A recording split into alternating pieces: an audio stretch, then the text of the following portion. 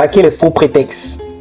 Combien de rêves ont été abandonnés à cause d'excuses qui semblaient valables sur le moment, mais qui n'étaient en réalité que des prétextes?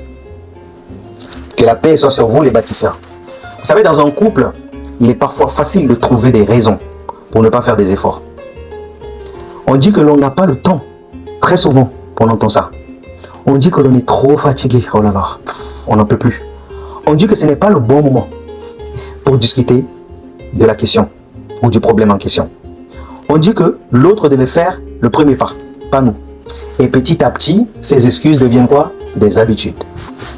Les bâtisseurs, attention aux faux prétextes.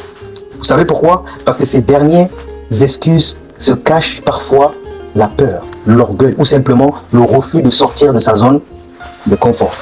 Bien sûr, nous avons tous de vraies contraintes dans la vie, oui. Mais il y a une différence entre une difficulté réelle et une excuse répétée qui nous empêche d'avancer. Posez-vous honnêtement la question.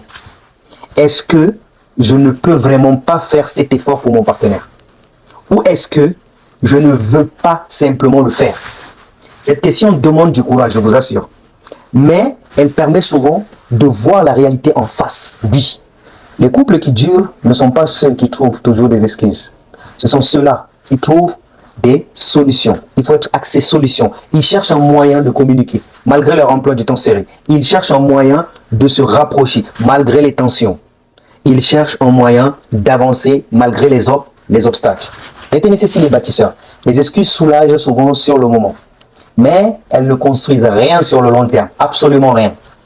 Alors, traquez les faux prétextes, car derrière chaque excuse abandonnée se cache souvent une occasion de faire grandir votre relation.